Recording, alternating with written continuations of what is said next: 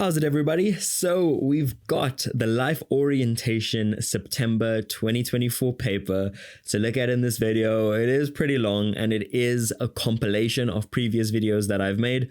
I just wanted to group it all together so you guys know exactly where to find the most recent final LO paper. I really hope you enjoy it. All MCQs, short questions, the 2 long questions, and all 3 essays have been completed here. Just note that you only choose 2 of the 3 essays. I really hope you guys enjoy the video. I had a lot of fun making it. So yeah, just sit back, relax. Feel free to try the questions, attempt them, compare them with the answers that I have on the screen. And yeah, let's just see how many marks you guys get. Cheers. So we've got some MCQs here. In a job contract, a probation period could refer to a cycle where what? New workers reserve the right to receive salary increases. No, probation is when you're just kind of into the job, you're getting a feel for it. You've got 2-3 months and they're just going to assess are you a good fit? Do you think you're a good fit? And so on and so on. So yeah, if you're not a good fit, they could always change things up a little bit. So the answer here is going to be B. They reserve the right to adjust the role of the workers. You don't receive all the full work benefits in probation. You're not a full-time permanent employee just yet. And they don't finalize the skills training of new workers. It's not finalization. They're actually in the workforce. A health-related intervention program refers to a set of guidelines assessing healthy living. No. It's an intervention program. Research process? No. Strategy? No. This is an intervention program. We want to change something. It's not guidelines, it's not research, it's not strategy. We are targeting something here. We're targeting this change. So this is a set of activities targeting health risk factors. 1.1.3, public participation in a democracy is the process where what? Decisions are made on the views of local councillors? No. This is a democracy, just like in South Africa. An autocracy, just one guy calling the shots, like in China with Xi Jinping or North Korea with Kim Jong-un. We're a democracy here, so we're allowed to say things. So it has something to do with the citizens. So it's either going to be B, it's either going to be C. It can't be D. It's not about powerful individuals holding meetings, no. So citizens providing feedback on decision-making to influence government policies, maybe that one. Citizens sharing views with others on social media platforms, immediately no. The answer by default now is just going to be B. So we can use a bit of process of elimination here. Next, 1.1.4. Writing a reflection on a project should mainly focus on what? A detailed description of the objectives of the topic? No, it's a reflection. Okay, so it's what we learned about it. The advantages? No, it's how the task enhanced our knowledge, how we grew as individuals. So the answer is definitely going to be C here. Again, it can't be a detailed description. It just cannot. We're reflecting. Okay, so some English knowledge there would help a little bit. 1.1.5. When a question instructs you to illustrate your answer with a case study, you are then expected to what? Illustrate your answer with the case study? You need to refer to the examples that they utilized. Okay, we're illustrating, we're giving examples from the context, from the case study, whatever it is. So the answer here is going to be A. If you're illustrating, you're not giving a detailed analysis or making judgments or summarizing. We always go to examples. Nice study skills question there. Some short questions. Give one word or term for each of the following descriptions. Write only the word or term next to the question numbers in the answer book. So question 1.2.1, the purposeful spreading of misleading information to advance a certain political cause or philosophy. It's giving Donald Trump. It's giving Israel. It's giving Nazi Germany. This is propaganda. And a bunch of people believe it, they become radical. Yeah. Hashtag just saying. 1.2.2, a formal organization of workers that participates in collective bargaining on behalf of its members in the workplace. It's a formal organization of workers. They protect employee interests. It's trade unions. Protect employees, protect workers. If you're protecting employers, that would be employer organizations. 1.2.3, a form of favoritism whereby close friends or associates are given positions of power, regardless of their qualification. Close friends, that's going to be cronyism. If it's family, that would be nepotism. Think of Nepo babies like Jada and Jaden Smith. Not Jada. What's Will Smith's daughter's name? I can't remember right now, but his son I know is definitely Jaden Smith, okay? Karate Kid. Willow. Yeah, Willow. 1.3. State 2 possible financial challenges for an upcoming social entrepreneur. Well, just lack of funds. Okay, you don't have the funds, the financing for it. And also just competition with existing businesses that have bigger budgets. That's huge because, well, money makes money. So I'm just going to write comp for competition. Competition. Oui, hablo español, amigo. 1.3.2. Explain the term redress in the workplace. Okay, it's not when you put on clothes, redress, or like, that was a terrible joke. I really hope you laughed. Redress refer to the process of correcting or addressing a grievance or wrongdoing that an employee may have experienced. So just addressing a grievance. My business studies kids are loving this one. Okay, you guys even know the process to address grievances. You guys are over sharp. I mean, I really hope you know it. But yeah, it involves taking steps to rectify a situation and ensure that justice is served. Yeah. So anything along those lines. Discuss the benefit of taking a gap year when deciding on a final career choice. Well, a gap year, you can just take time to navigate the real world. You can find yourself, eat, pray, love kind of vibes. Self-discovery. It's crucial, for living a meaningful life and then, eventually finding a fulfilling career. Read the source below. So personal fitness and health goals, committing to a consistent workout routine, lifestyle, and nutritional plan. It will not only build your body, but it's also going to build your mind. So 1.4.1, describe one social benefit of including recreational activities in a personal lifestyle plan. Recreational activities, well, you meet some cool peeps, some like-minded people like yourself. That is if you are cool. And you spend quality time with some friends and family. 1.4.2, explain how following a consistent exercise routine could contribute to your mental well-being. Well, it helps regulate sleep patterns. You are exerting energy, so it helps regulate your sleep. It enhances your self-esteem, body image. Maybe you look better, you feel better. So, body image.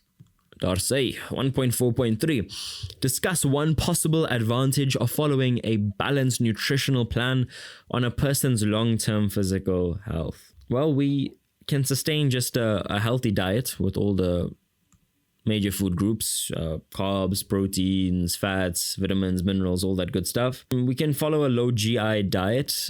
GI stands for glycemic index. We can maintain a healthier BMI. BMI is body mass index, all that good stuff. So just feel free to pause the video and read the extract, the blurb, just so you know what's what, who's who in the zoo. The answers are not there, just so you know the context. 2.1, define the term value of work. Well, it could refer to the importance, the worth, or the significance of an individual's labor or financial worth of work that adds meaning to life and, just an overall ROI. Or these are efforts and contributions in our jobs, our professions that give purpose. So it's an effort that gives purpose.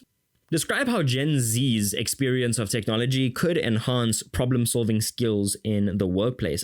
Gen Z, you guys. They're just more comfortable using technology. That's basically it. Thereby making them a bit more skillful in using and, utilizing digital resources to easily tackle problems, and they're just more exposed to technology. That is how this generation is. 2.3. Explain how having internet access could improve one's strategy to complete tasks and projects more effectively. Well, the amount of time spent on conducting research may be decreased significantly. So research time, not research itself, is decreased significantly. And it could enable one to speed up tasks through the use of various online sources, and it also thereby ensures that one is able to meet the deadlines timeously, like within good time you meet all your deadlines. Okay, please feast your eyes at the top. We're going to do 2.4. Discuss 2 advantages for young workers to maintain a healthy work-life balance. I feel like I've done this question so many times. You just become more focused, efficient, and attentive during work hours. And that increases productivity. And that's what your employer wants, so that they can make more money while you suffer. Welcome to the rat race. Haha, lol. And you can ensure times for hobbies, personal interests, and, self-exploration. And it contributes to your own personal development. And overall, you become a better human being. And perhaps your performance as an employee will be enhanced. It'll improve. So, yeah, So I'm just going to write PD, personal development, not police department. And it leads to a greater level of life satisfaction. 2.5, assess the value of regular feedback for employees within the work environment. Well, you can help employees to identify their strengths and weaknesses. Okay. You thought I was going to write OT, SWOT analysis, okay, my business kids. But yeah, you just help them to identify their strengths and weaknesses, and you can thereby give them feedback, and they can adjust. They can adjust, maximize their strengths and minimize their weaknesses. And you also show your employees that their work is valued, it's acknowledged. You are valued. We acknowledge you. You matter. 2.6, recommend 2 ways in which you could sustain effective relationships in the workplace. And now in each answer, also indicate how this may enable you to be a bit more productive at work. Well, you get to know and you can treat colleagues with a greater level of respect, kindness, and you're just more professional. And you recognize and appreciate their unique contributions. And this boosts morale. So again, this is 2 nice points there. It needs to be succinct, distinct from each other, and we need a lot of meat on that bone. So you treat people with kindness and you appreciate who they are, their uniqueness, maybe their different ways of solving things, and thereby you just overall you boost team morale. Next, we can share updates or progress regularly with our team to keep everyone informed. So just keeping everyone updated. And it prevents misunderstanding and creates a culture of trust. And through trust, we can collaborate. Oh, sorry about that. We can collaborate more effectively and more efficiently. Nice little question, not too hectic. So, study skills. Feel free to pause the video, give it a proper read through, just context so you know where we're at in your notes and how you should structure your answer, just the tone, the vibe. 3.1, state 2 actions that you may unintentionally commit in the examination room that may be considered dishonest. Well, you could make notes during reading time. I see that one quite a bit. I'm not a teacher though, I just tutor privately. So make notes during reading time. Yeah, but as a student, I used to see that quite a bit, especially at university. And just talking to other learners as well, that is extremely dishonest. Okay, what could you guys be discussing? 3.2, why do you think some learners may feel pressurized to perform well in the NSC examinations? Well, there's just high crippling expectations as well from parents, from siblings, from peers, from whoever. And they may not want to disappoint these parties if they don't meet the required standards. They might not even get financial aid or get admitted to the university program that they want to. 3.3, explain how dishonesty during NSC examinations could impact a learner's admission to higher education institutions. Well, they may not receive the NSC certificate and therefore they can't get in. And that is crucial for admission to higher institutions, or HEIs, tertiary institutions rather, as their examination results may be cancelled or withheld. Yeah, and they might have a pretty ugly disciplinary record too. May reflect very poorly on them. They might have formal reprimands on it, and it's just viewed negatively by higher education institutions.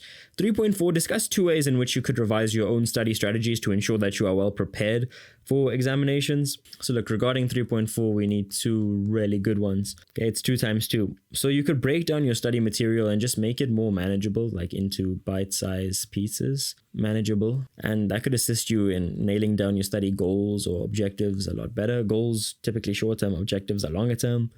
And just assess your own study techniques, like your own techniques, assess them, see whether they're actually working for you. And if it's not, then well, change it up. And just a few other ones like identify areas that need more focus, or, change up your environment if you just feel things aren't working all that well. Let's take a look at 3.5. Assess 2 ways in which honoring the NSC examination pledge may help you maintain some level of academic integrity.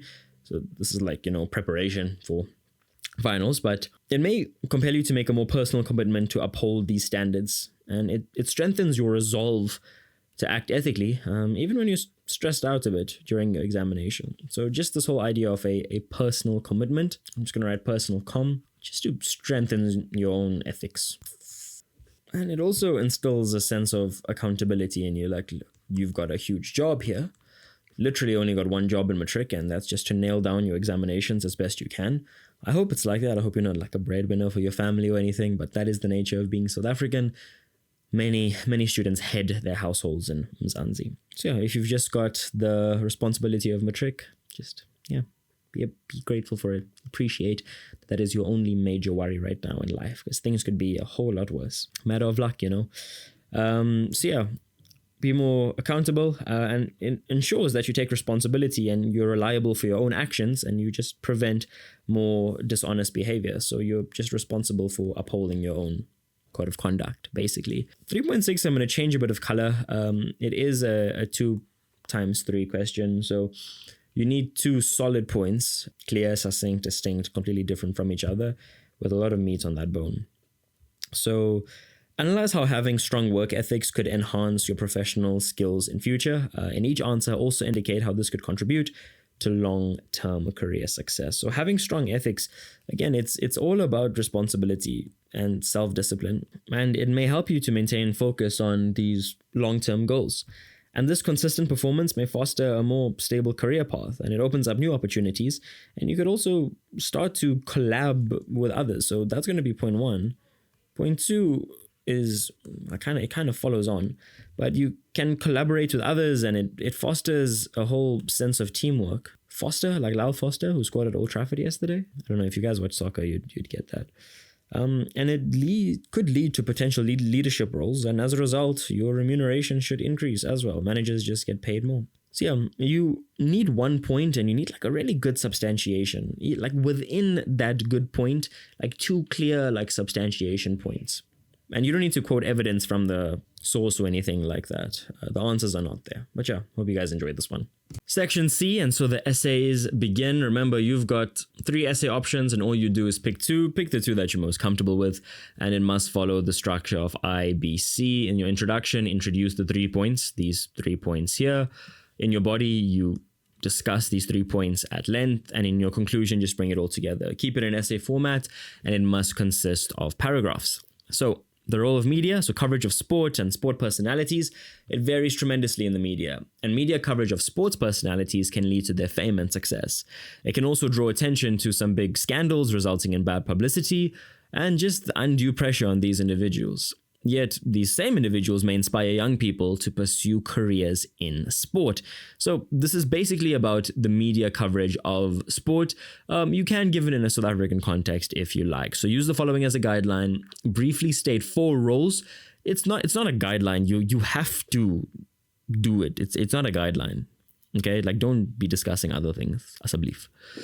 Briefly state 4 roles of the media in promoting sports in South Africa. So we need 4 quick points here. Well, they just educate the public about different sports and the history of those sports as well. They can attract sponsors as well. Remember, more money in the game means greater development, greater prize money. You attract better athletes, strongest athletes, and just increased visibility as well in the public eye. And you also help with marketing ads, advertisements, all that good stuff. Okay, so that was our first bullet. Second bullet, discuss in detail how sports personalities could potentially influence young people to consider a career in sports. So again, we need 4 more. Discuss it in detail. These sports personalities, well, they serve as role models, firstly, for the youth, for the young'uns. And they share their own unique stories, and they demonstrate values like teamwork, discipline, and perseverance. So it's all about values here. They increase awareness about sports for all genders, so just awareness, especially for previously marginalized groups, like different racial groups entering sports that were previously dominated by others, or bringing more females into sports like soccer, like rugby, like cricket, and so on and so on. And we've seen that with Laura Wolvaert, our ODI women's captain. She's really exploded women's cricket in South Africa. As well, she's one of the world's best, and she's our captain. They act as mentors through coaching clinics as well, mentor, and in doing so, they uplift the youth, guidance and support, and aspirations of success as well. So younger people, younger individuals, they see the success of these people, the financial success, the fame, and that is attractive, and it's a way out of a more difficult life, which is why some of the best footballers in the world come from difficult beginnings. Lionel Messi, the little boy from Rosario, Argentina, Cristiano Ronaldo from Madeira, Portugal. They didn't have the best lives. They grew up to some degree in poverty, and, well, it forces the hunger. So success, and it's just attractive to younger individuals. Sorry, my writing is not all that great. And then our last bullet point here. Examine 2 ways in which the media could report more responsibly on alleged or suspected scandals of sports personalities. Like Hansi Cronje, The Devil Made Me Do It, Lance Armstrong on roids, Kagiso Rabada doing other illegal substances. But the media, they should conduct more thorough fact-checking and verification to ensure that, well, it is real, it's the truth, and they're not spreading fake news. Uphold the principles that you are innocent until proven guilty. So if it's just an allegation, you're innocent until proven guilty. Like Yannick Sinner, also another drug cheat, one of the best in the world, best tennis players in the world. Alcaraz is right up there with him. But Sinner was taking some illegal substances and got a small ban for it. Include perspectives from all sides involved in the scandal. So, every story has 3 sides, your side, my side, and the truth. I love that. And fourth, just being aware of the potential impact of their reporting on the lives and careers of all those involved. So just being constantly aware of the impact. Okay, some being a positive and advantageous impact, and some being very negative, a disadvantageous impact. So again, follow this IBC structure. These are the 12 points that you should have had. And remember to substantiate these a bit more, the 8 markers. Question 5, read the extract below and answer the questions that follow. So social and environmental responsibility, participation in community service. So just remember, you will have 3 essays and you just pick 2 of them. Social and environmental responsibility, or community service, is the act of being accountable for one's actions and behavior in a manner that benefits society at large. Now, through engaging in community service, the youth may also gain valuable employability skills. South African youth are well aware of their social responsibility towards society and through youth programs.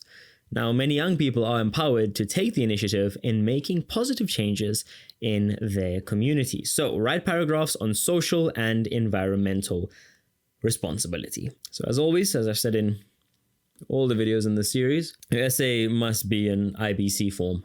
Introduction, body, and conclusion. Introduction, you introduce these 3. 1, 2, 3. Your body, you've got 3 body bullets. Again, it's 3 bullets here, that being the first one. And conclusion, you just tie everything together. Let's get into the question. So briefly state 4 ways in which young people could promote safe and healthy living environments. So 4 needed there.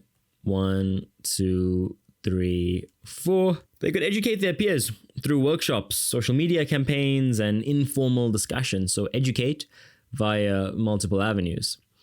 Number 2, they could advocate for better policies and practices and just overall reduce their carbon footprint within their schools and communities. So reduce carbon footprint. They could create and participate in safe spaces where peers can openly discuss issues. So just creating safe spaces for good conversation. You could actively participate in community service projects and use social media platforms to share information and raise awareness.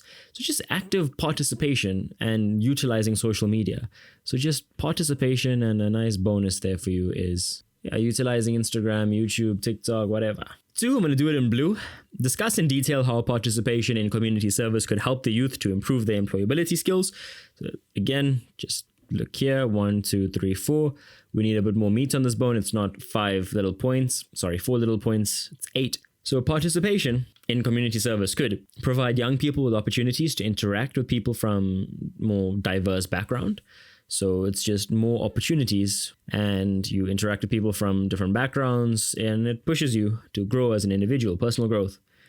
Encourage the youth to take initiative and responsibility of leadership roles and plan activities. So just encouraging youth to, take initiative. Participation in community service could require public speaking, leading meetings, and engaging in one-on-one conversations. And these activities could help them to practice their communication skills. So it requires some level of public speaking. And provide opportunities to practice and resolve disagreements and disputes, any grievances, as they learn how to compromise and mediate situations. So just practicing resolution to any kind of disagreement, any kind of argument. And let's do the last bullet in green. Again, 1, 2, 3, and 4.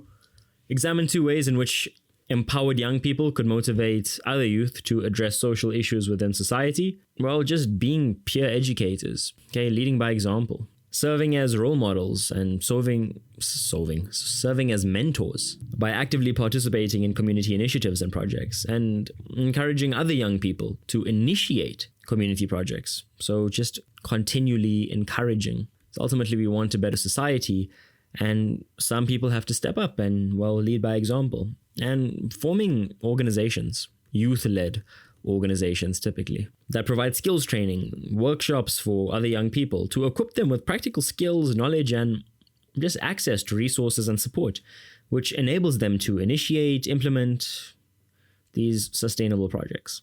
Okay, nice little essay. Don't forget to tie it all in the conclusion. Question 6, read the extract below and answer the questions that follow. So lifestyle diseases, TB, a silent killer. So tuberculosis, TB, is a preventable and curable disease. Yet 1.5 million people die from TB each and every year, making it the world's top infectious killer. Big issue here in Mzansi as well. Lifestyle factors and stigmatization play a significant role in the spreading of tuberculosis, TB, in communities. In order to manage this disease effectively, early treatment, early detection is very important. So what is stigmatization or stigmatization? It's when individuals are unfairly treated and, well, discriminated against due to conditions that are seen as undesirable in society. Okay, so we got to write a few paragraphs now on the prevention and control of lifestyle diseases, such as the one discussed in the context here of TB. Use the following as a guideline. So again, follow IBC, intro, body, conclusion. In your intro, just introduce these 3 factors. In your body, focus on them. And in your conclusion, just tie them all together. So quick one, briefly state 4 lifestyle factors that may increase the risk of a person contracting tuberculosis. That's 1, 2, 3, and 4. Well, smoking and also vaping. Okay. You vapors, you guys who want to look cool, vaping, think you're so quiet. Joking. Don't feel attacked. Joking. Goon loves you. So excessive alcohol intake as well. So excessive alcohol, you're having too many Hans's goals there, my friend. Too many Zamaleks, too many black labels. Drug use as well. And just overall following a poor diet. All of this increases your susceptibility of contracting TB. Discuss in detail how early treatment of TB could help individuals who are infected to manage the disease more effectively. Well, if you detect it early and you push treatment a lot earlier, life will look a lot better because you'll have less intensive treatment procedures. So there's just less intensity. And not just that, it also becomes shorter. And you can prevent it from progressing to a more severe state. Prevent progression. And not just that, you reduce the spread of TB to others. And you may have better health outcomes, you can ensure a quicker recovery time, you also reduce financial burden on that individual because, well, treatment costs a lot of money. So yeah, myriad of factors. Examine the possible impact of stigmatization on the effectiveness of treatment for TB-infected individuals. The possible impact of stigmatization? Well, individuals who feel a bit stigmatized, they may be less likely to adhere to their treatment regimen. So less likely to adhere, and I'm doing that in a very silly way. So adherence just becomes lower. The stress, anxiety caused by stigma, it may lead to increased mental health issues. So your mental health will suffer as well. These arrows look shocking. I'm so sorry. Stigmatized individuals may experience further social isolation as well. No one wants to be with them. They're treated like lepers. Stigma may strain relationships with family and friends as well. So relationship strain, leading to a lack of support at home, as family members might also distance themselves due to the fear of infection and other social repercussions. So yeah, nice little TB essay. Well, I mean, TB isn't nice, but yeah, that's how you're supposed to structure your essay. And don't forget to tie it all in with your conclusion. And that's it. That's it for the video. Bye.